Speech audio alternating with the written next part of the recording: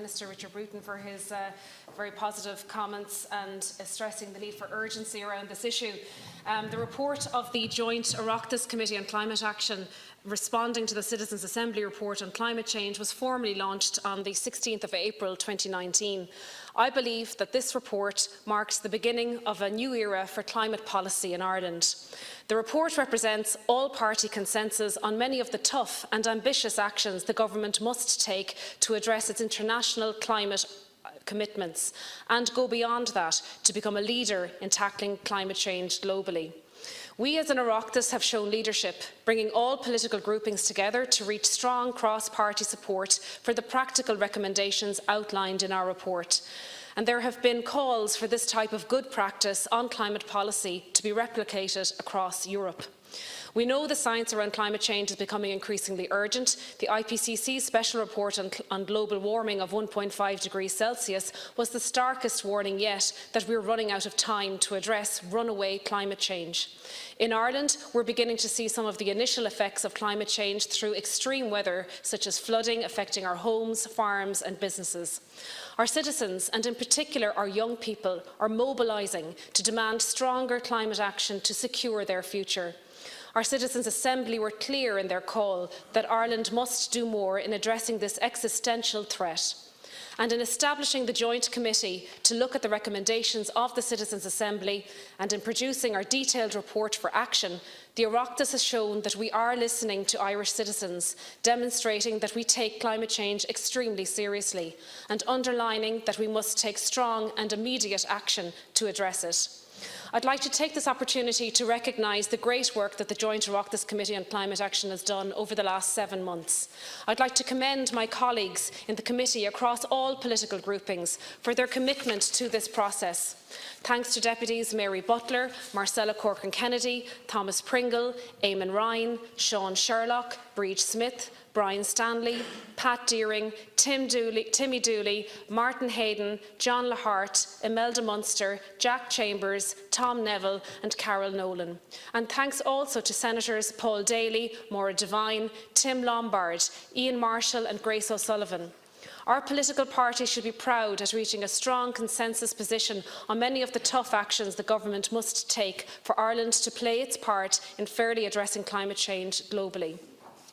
The committee's report provides a clear mandate on actions that the government must take to address Ireland's international climate change obligations.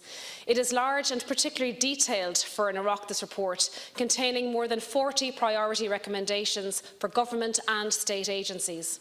It addresses actions across all relevant sectors and proposes a new governance framework for climate policy that will pave the way for more transformational changes in individual sectors.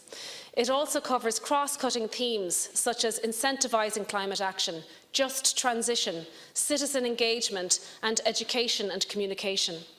The report further highlights the opportunity for Ireland, recognising that there will be new green industries and new jobs and new export opportunities for Ireland as we transition to a low-carbon economy.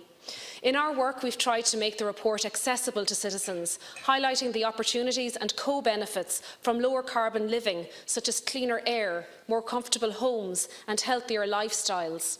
We've tried to work with our sectors, making recommendations that incentivise participants to drive the transition to a low-carbon economy. It is up to government now to use this bold political mandate in developing its all-of-government action plan and to feed into Ireland's national energy and climate plan. I'll focus briefly on a few areas of the report that have received a lot of attention. Our report recommends new legislation setting ambitious climate and renewable electricity targets, putting Ireland in line with the latest science from the IPCC, which calls for net zero emissions globally by 2050. The proposed legislation would also require 5-year carbon budgets to be devised by a new Climate Action Council, which will supersede the existing Climate Change Advisory Council to set a structured pathway for emissions reductions. The report further recommends that responsibility for climate action be centrally coordinated by the Department of the Taoiseach. And to ensure there is adequate oversight and accountability, the committee recommends a new permanent Oireachtas committee that will hold ministers and public officials directly to account for performance on climate action. This new governance framework would be truly transformational and would provide a robust structure to ensure that Ireland gets back on track and stays on track in tackling climate change. And I urge the Government and the Oireachtas to fast-track these legislative changes. There was broad cross-party support for setting a long-term price of carbon of €80 by the year 2030, giving certainty to individuals and businesses to drive the transition towards low-carbon choices, investment and innovation.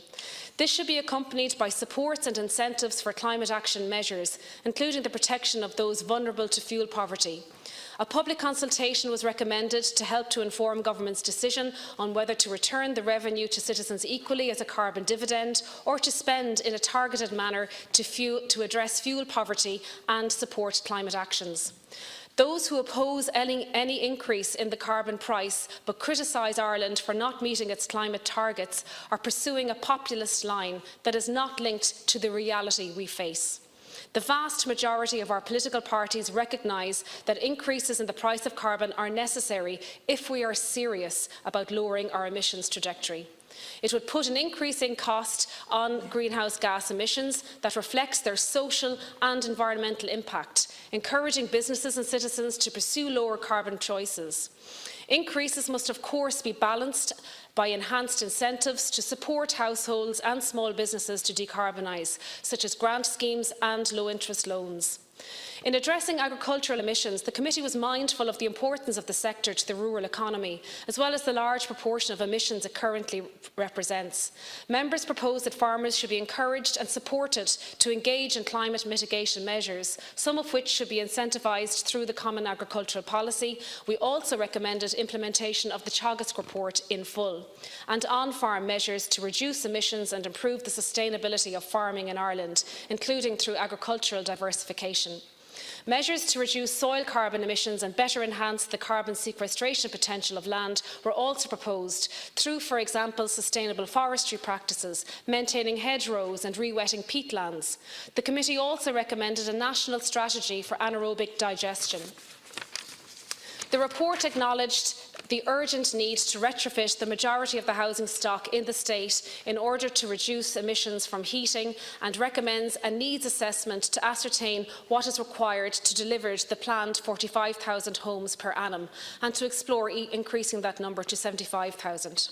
On energy, the committee was mindful of the huge potential for expanding renewable energy generation in Ireland, especially offshore, to help us meet our climate targets. The committee recommended actions to further and better exploit Ireland's plentiful renewable energy resources, such as by urgently delivering a regulatory framework for offshore.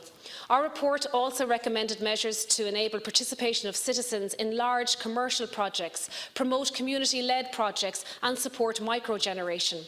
Developing offshore wind generation should become a priority, and I urge Government and the Oireachtas to fast-track legislation such as the Marine and Foreshore Amendment Bill to ensure a regulatory framework can be put in place as soon as possible to enable an offshore industry to develop and for these projects to contribute to Ireland's energy mix in helping us meet our 2030 targets. Finally, it has been a privilege to chair the Joint Oireachtas Committee on Climate Action thus far, supporting Ireland to meet its international climate obligations with a view to ultimately becoming a global leader in climate action. This report represents significant political consensus that will help to frame climate policy in Ireland for the next 15 years. It is my earnest hope that the recommendations in this report are implemented as quickly as possible, particularly around the establishment of a new and comprehensive framework for climate policy in Ireland. The existing committee will continue its work over the coming year, working to address areas we were not able to delve into in sufficient detail.